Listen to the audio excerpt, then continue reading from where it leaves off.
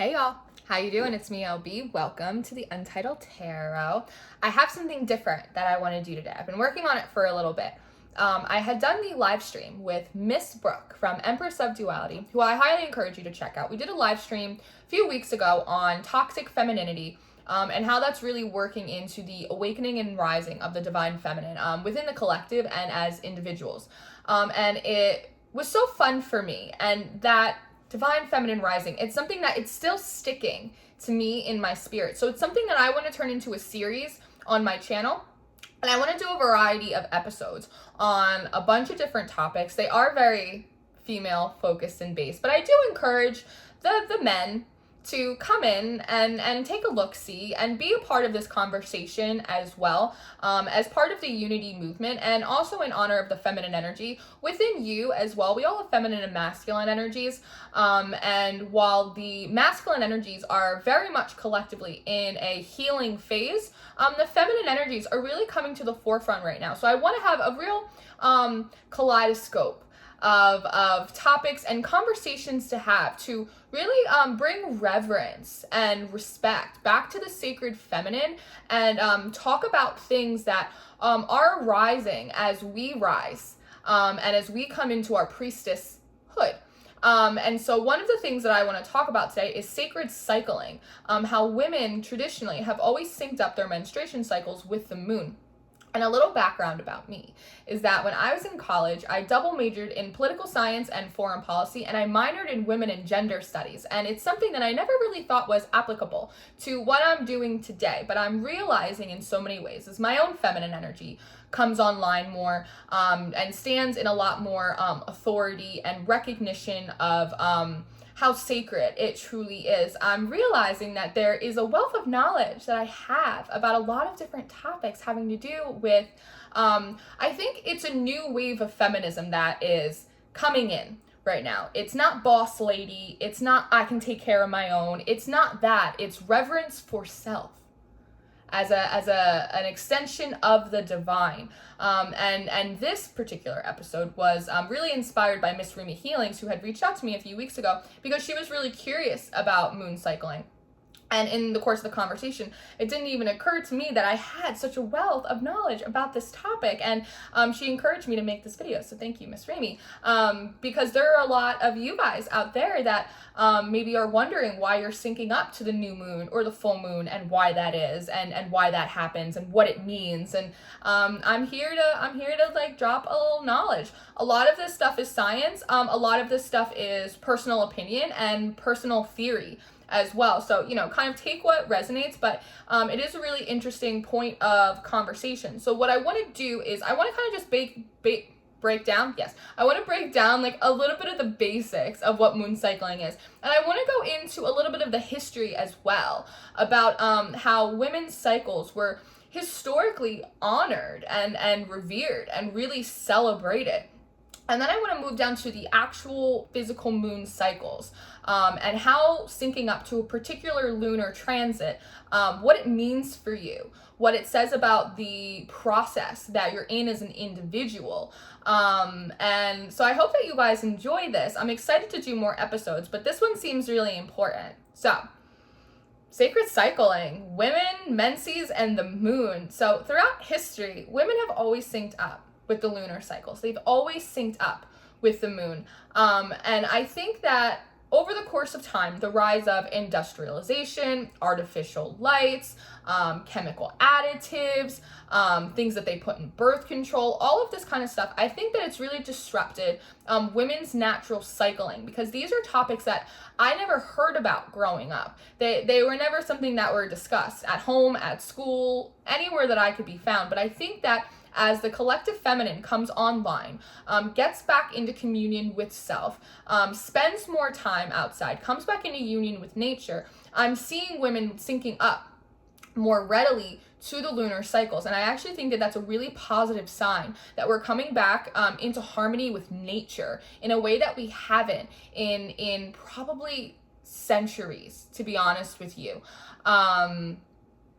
So what sticks out to me is that women's cycles, the lunar transits, and zodiac seasonal cycles all basically fall within the same calendar. They all average out to be about 28 days. That's real interesting, isn't it? A zodiac season, the lunar transit, and a women's cycle all basically average out to be about 28 days. 2 and 8, that breaks down to 10. 10s to me talk about completion. So I think that it really is quite a nod to how women, nature, and cyclical energies go through this consistent death and rebirth energy in ways that men perhaps, or even transits don't go through in quite the same way, right?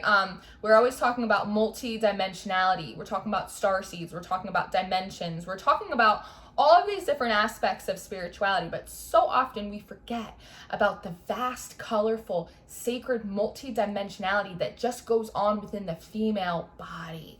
That's wild. And if you even break down the terminology, menses in Latin, it means month, and many in Greek, it means moon. So from the dawn of time, since Latin, a dead language, women have always been connected to lunar transits and the cycling of seasons. That's gorgeous. That's absolutely gorgeous. So this brings in the question, why do women sync up with the moon? Why? Well, a lot of it has to do with body clocks. It has to do with your circadian rhythm, right? And that regulates your body patterns. And this is because of your natural environment. Our circadian rhythm is directly impacted by our natural environment. And over the course of history, where did we get light from? We got it from candles, and we got it from the moon, and we got it from the sun. So throughout history, women had to link up their biological clocks to the sources of light that were available in their immediate environment. And that is why women sync up with the moon. This is also connected to melatonin levels, right? Melatonin levels, they peak right before the onslaught of menstruation. And then they also dip back down right before menopause. And melatonin is also linked to sleep, right? It brings on a lot of fatigue, which is what most women feel when they are on their sacred cycle, which is also why most people in general feel more fatigued and exhausted during full moons and new moons, the big, heavy lunar transits. It's all connected, right? I think it's so interesting. And I think that people historically being so connected to nature in their everyday environment allowed them to more easily and readily connect with the elemental cyclings going on around us. But however, with the rise of industrialization, chemical additives, artificial light, all these things like that, it kind of broke the connection that the divine feminine had with nature. The environment became concrete, all the lights became artificial, and that throws off their circadian rhythm. That throws off the natural biological clock. That messes around with the melatonin, which is why I think growing up, like I said, I never heard about moon cycling. No one ever taught me about my body being connected to nature. That very much ties into the toxic femininity video that Brooke and I had filmed a few weeks ago. I also think that, and this is just a theory, that also may have to do with a lot of the fertility issues that women have been experiencing and that have been on the rise for a really long time, right? Again, all of the preservatives, the chemical additives, the artificial light, the crap that's in the air, pollution, the chemicals that they put in feminine hygiene products and then charge women more for, aka the pink tax. All of these things have really disrupted women's ability to be in harmony with their natural cycles as an extension of the elements. But again, I think with the waves of grand awakenings, with women coming back into harmony with their body, living more holistic lifestyles, being more in union with nature, it has allowed us to kind of break the toxic cycle between women and their environments, which thereby allows them to create more harmony within their physical environment. Now this brings up another question. Why do women sync up with each other? Okay, so we know women sync up with the moon. We know why that is now. But you ever notice that you sync up with all your friends? You sync up with your sisters, anyone, your co-workers? You ever been at a job and next thing you know, everyone's on the rag? Like the whole entire week, everyone's just like not having it. Why is that? And I've done so much research over this throughout the course of the years, and there's never like a straight answer for why women sync up with each other. But I have a theory, and this is a theory that I've had for a long time, and I think it comes back down to the whole it takes a village kind of mentality. Why would it make sense for women to cycle at the same time in connection with the moon? Well, if women sync up with each other, then it's likely that they will reproduce at the same time. And if women reproduce at the same time, then that means there's a greater community support system for them to take care of their children. Women used to have a lot more children than we do now, right? And why did women have so many children? Oftentimes it was for labor. Is because, you know, the mortality rate, the infant mortality rate was much higher.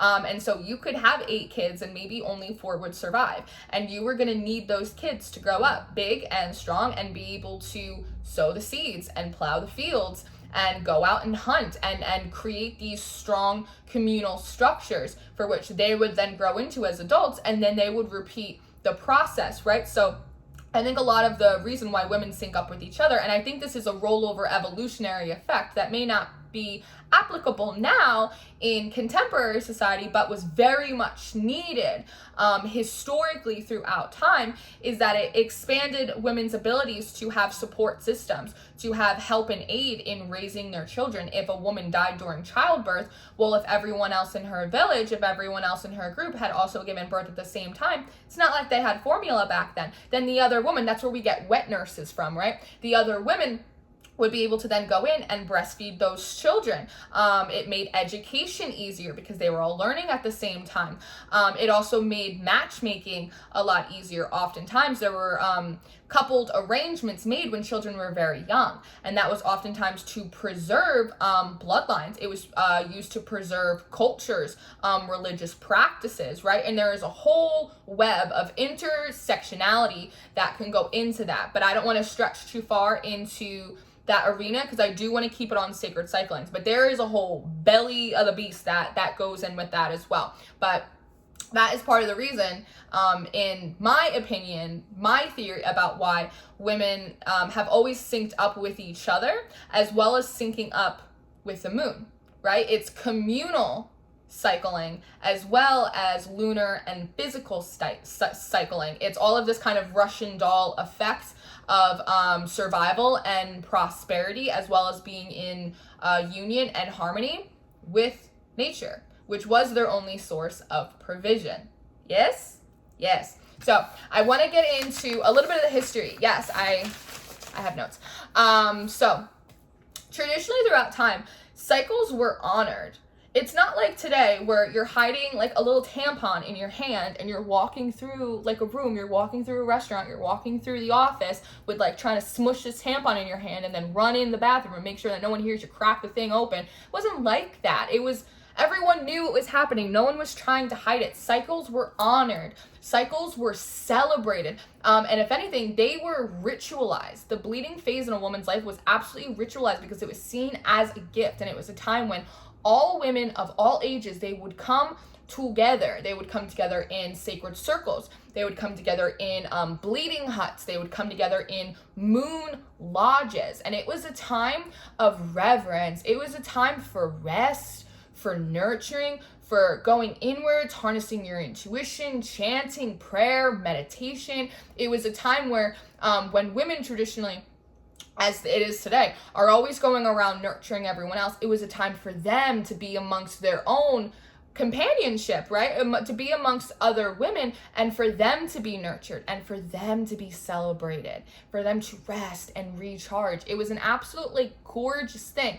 There's a woman, Winnie Maggie, and she was an anthropologist, and she spent years living among the Kalash people who are in northwestern Pakistan. And they have these huts called the Bashali. I hope I'm pronouncing that right. And they were considered the village's most holy place. And it was a place, like, again, it's these bleeding huts, it's these moon lodges, and they were respected by men. They were almost like a feminine support center where not only did women come in to nurture one another, to have this incredibly sacred process that is sacred bleeding, but it also really helped establish and maintain gender solidarity and empowerment. Imagine that. That's wild. I don't know a single woman who doesn't wish she could take 4 days to a week off during her period. And imagine if you got to go to like a really special holy place that everyone respected, and you were surrounded by nothing but women, and you were eating and you were chanting and you were meditating and you were going inward and you were enjoying yourself, and you were just surrounded by feminine empowerment. It's gorgeous. It's like, you know, some traditions really shouldn't die. Like, they really shouldn't die. But the body was considered to be sacred and powerful during these phases, which is why women were sent apart. It's not because they were bad, it's not because they were dirty, it's because they were considered to be dangerous. Their power was heightened, right? Their ability to heal was off the charts. Their psychic powers, their intuition was out of this world, that they were so sacred and revered that they had to be set apart basically from everyone else who basically weren't worthy and deserving to even look upon them during that time. That's insane. And if you look throughout history in terms of different tribes and cultures, like the Cherokee saw blood as the source of feminine power, and they thought it had the power to destroy one's enemies. That's insane. Like, that's powerful. If you look in ancient Rome, they considered women who were on their cycles, if they were to go outside and just openly bleed, just naked for the world, that they could prevent hailstorms and lightning and whirlwinds and all of this kind of stuff. There were a lot of African tribes, and the sacred blood was actually preserved, and it was used in a lot of rituals and a lot of magic charms, and it was considered to be something that could purify, but it's also something that can be considered to destroy things, which is why through contemporary colonization, industrialization, it became a threat to men's power. It became threat to their ability to control. And through the rise of the patriarchy, women were then shamed for their sacred bleeding, and they were considered to be dangerous or dirty or unholy or unclean. But in actuality, the feminine was the sacred vessel doing this sacred process through her sacred bleeding.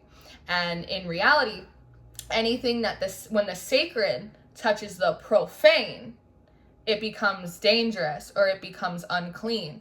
And throughout time, the patriarchy, colonization, has flipped that to go, oh, no, women have to be kept apart because they're dirty and they're unclean and they will soil the sacred, right? But it's actually the opposite, that women are sacred during these cycles and everything else around is sullied. And by the sullied touching the sacred, it soils her. She doesn't soil it, it actually soils her. And this is why education and this is why history is so important, because it allows you to see how narratives get flipped in order to impart guilt and shame, right? Where there should be respect and reverence. Interesting, right?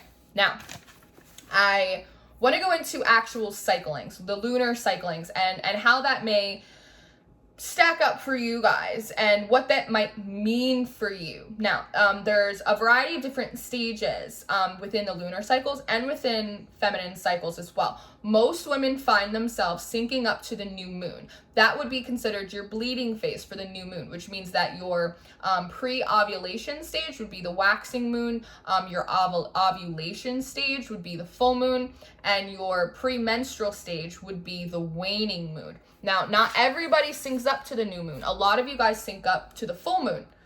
A lot of you guys don't sync up to either of those moons, and we'll get into that as well. So each of these moons is connected to a lunar cycle. They're also connected to a season. So probably the most common is a white moon cycle. These are women that are connected or synced up to the new moon, and this is also linked to the season of winter. So if you're linked up to the new moon, it means that you bleed on the new and you ovulate on the full moon. And this traditionally mirrors the natural cycles of Gaia, of Earth, right? New moons, new beginnings. It was considered when the Earth was the most fertile, right? And so if you're linked up to that cycle, you are considered to be an extraordinarily fertile woman. This is the cycle that is deemed the good mother or the good nurturer. This may indicate that you are in a nurturing time in your life, such as childbearing, motherhood. You could also be nurturing things like businesses, personal spiritual development, things like that. This cycle is connected with energies that tend to go inward, just like winter, right? So if you are a new moon cycler, if you're a white moon cycler, your energy during your cycle gets pulled inward towards you, right? This is for review. This is for reflection. This is for kind of cultivation. Let me check my notes. I want to make sure I'm on point. Yeah. So the full moon is considered the most fertile time on the earth, right? Which is when new moon cyclers, that's when they ovulate. So when women and the earth energies are both at their most fertile and potent, and when they sync up, those energies become magnified, right? When the lunar, the elemental, and the physical come in union and harmony, they become magnified, which is why it's considered the good mother and the good nurturing cycle. Throughout time, this cycle has been most favored by the patriarchy, and it's because the energy gets focused inward, right? New moon cyclers, they harness this energy for, like I said, it's for cultivation. How do I want to put it?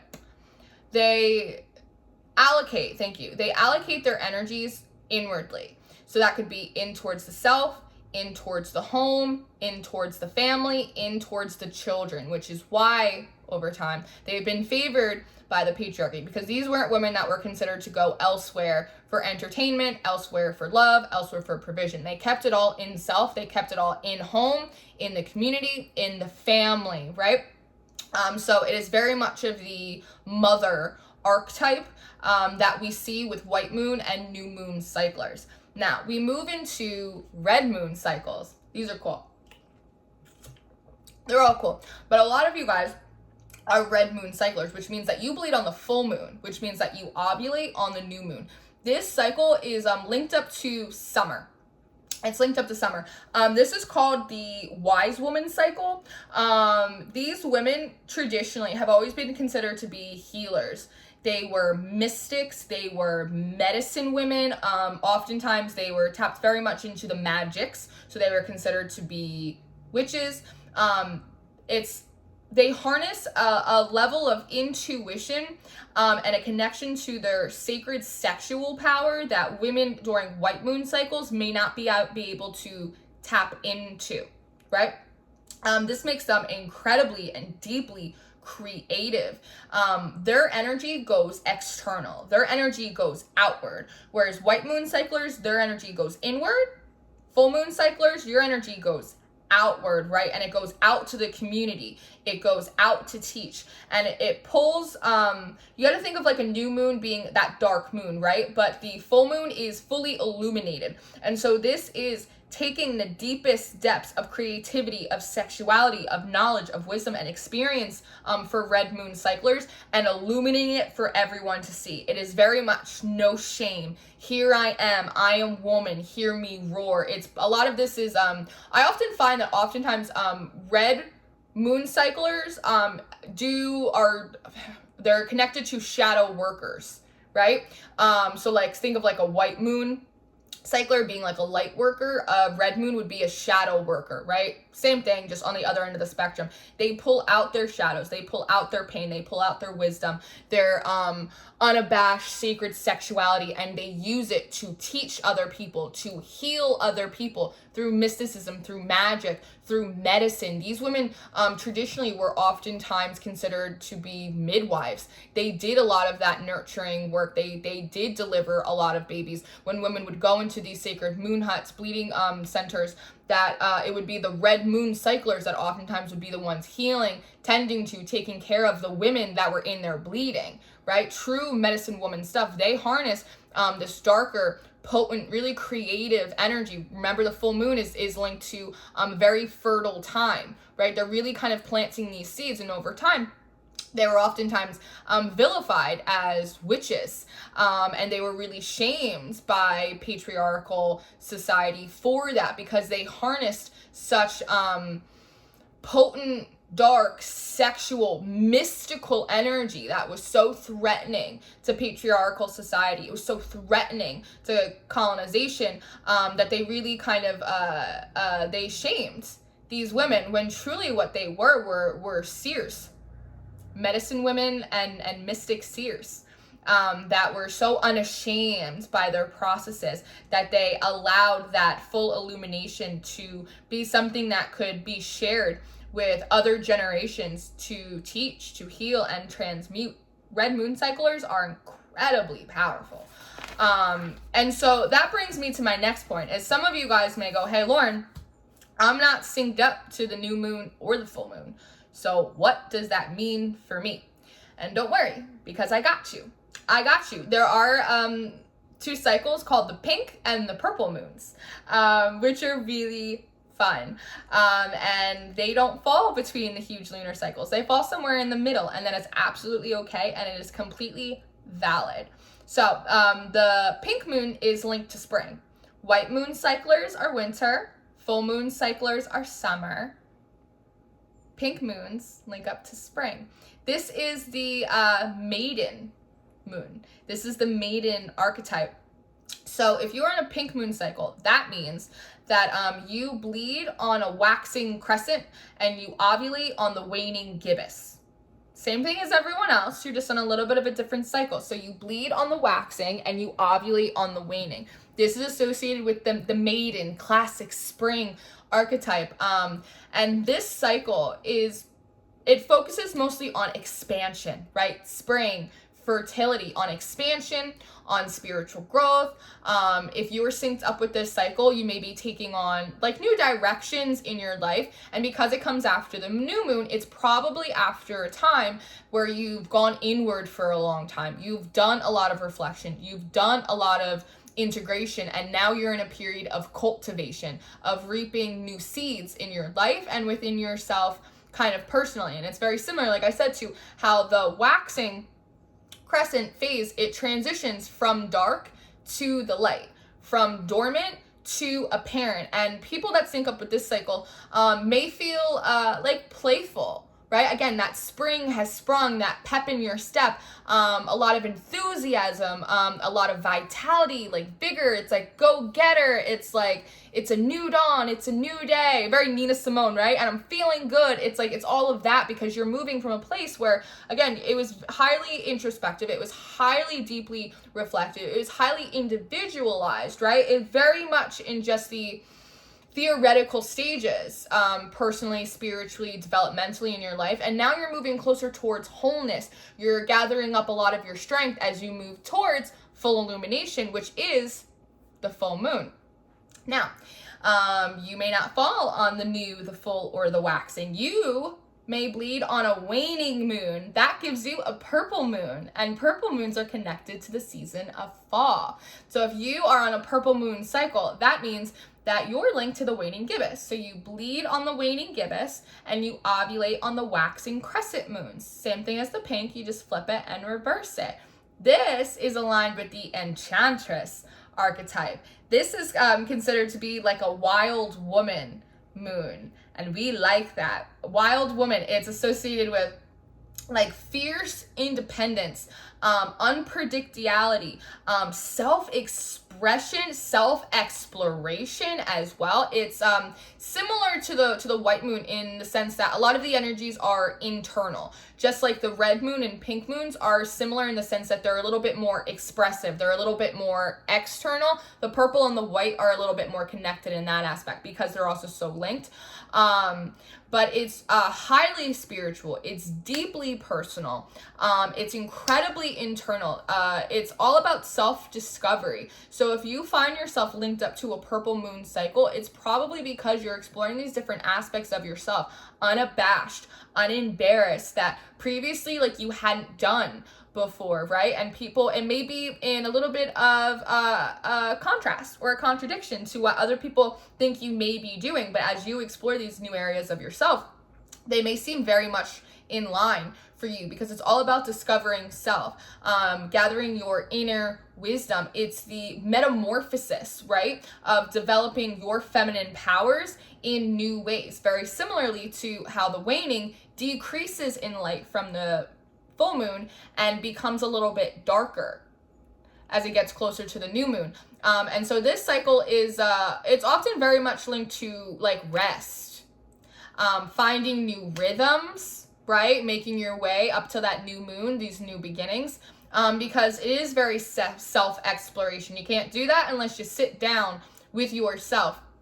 And oftentimes, women that are synced up to a purple moon, they're not in phases of their life where they're necessarily getting out there, where they're making big moves, they're making big changes. Again, and there's a lot of rest, there's a lot of research, there's like a lot of recovery, even determining new directions, finding new insights about yourself, about what you're doing, where you want to be going. You may not be ready to come out and like put on like the full display of who you are yet, when you're still trying to figure it out, right? Which is different than the pink moons. The pink moons are like, hey world, here I am. I just got out of this deep reflective moment. I figured out some things I could do. Watch me work, right? Very similar to that red moon.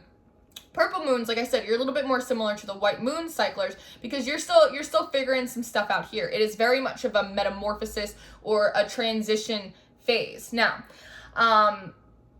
you may not be stuck on one moon cycle your whole life, right? It's pretty common that you will move through different cycles throughout the course of your life. I'm friends with a lot of women who are on red moon cycles, but also being who I am and doing what I do, I'm connected to a lot of really powerful priestesses, right? For me, historically, I have always been like a white moon cycle. I got that Cancer in midheaven. I'm very much of the nurture. I'm very in my own process. I'm very internal, right? Keep things kind of in. But as I've been growing, as I've been changing, as I've been evolving, as a lot of you guys have actually mentioned to me in the comments and in emails, I've actually shifted over to a pink moon cycle. So again, I'm in very much of my maiden energy. I'm very much in, hey, I learned these new things about myself. Hey, there's new aspects of myself. This project in general is very, very indicative of being on a pink moon cycle, right? I have new ideas. I have new seeds to sow. Like, I've been really reflective. I figured some stuff out. I'm ready to expand. I'm ready to grow. Like, so it's, it's interesting that you may be going through these different phases in your life and you might not really understand why. And it may be linked to the lunar cycle in which your physical body is linked to as well, right? So again, you might not be on one of these cycles forever. You might shift over from a red moon to a purple moon and be like, wait, why is my cycle all of a sudden, it's coming a week early, it's coming a week and a half late, why is that? Look on your cycle. Some of you guys keep calendars. I have an app in my phone. It's called Flow. It's called Flow, and it tracks it for me. And when my cycle had shifted to be like a week earlier than it normally was, I found which lunar cycle that it was, and it gave me a little download. It gave me a little blueprint, like, hey, Lauren, you're coming out of this deep reflective process, and now you're moving into this pink moon cycle. You're ready to expand. So sometimes it's not always about the angel numbers. Sometimes it's not always about the downloads or the dreams. Sometimes it's about being in harmony and union with one's body, and that in and of itself can tell you a wealth of information about where you're at, not just spiritually, but also how that's translating into your life physically. So this is pretty much what I have as a rough overview of moon cycling, of your sacred cycle. So we went over a little bit of the basics. We went through like a little dash of history, and then we went through the white moon, red moon, pink and purple moon cycles. So I hope you guys really enjoyed this. Even if some of the fellas, shout out to the fellas if you're watching this, I hope at the very least it was educational and maybe entertaining for you to understand a little bit more of your own feminine energies and how they may fluctuate throughout the month as you go through the lunar cycles as well.